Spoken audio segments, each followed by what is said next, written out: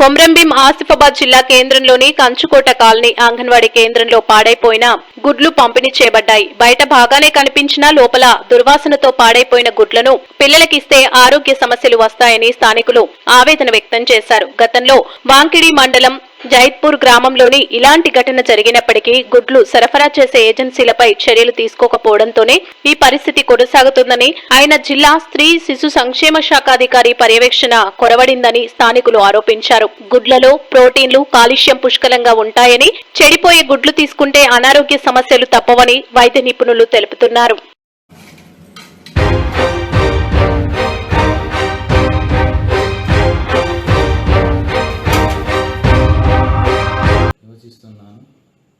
మాది కంచుకోట కాలనీ. ఇక్కడ అంగన్వాడీలో మేము కోడిగుడ్లు తెచ్చుకున్నాము. అది మేము తెచ్చుకున్నాము, మాకు కూడా తెలియదు. మేము తీసుకున్న తర్వాత వాళ్ళకు అనారోగ్యం పాలవుతారు. మేము చూసినాం కాబట్టి మాకు ఓకే, నో ప్రాబ్లం, ఇప్పుడైతే మాకేం సమస్య లేదు. కానీ చూడనప్పుడు వాళ్ళు దానికి ఉడకబెట్టి మనం గుడ్డు పెట్టినప్పుడు వాళ్ళకు ఇన్ఫెక్షన్స్, వేరే ప్రాబ్లమ్స్ వస్తాయి. కాబట్టి అందరు తల్లిదండ్రులు గమనించగలరు.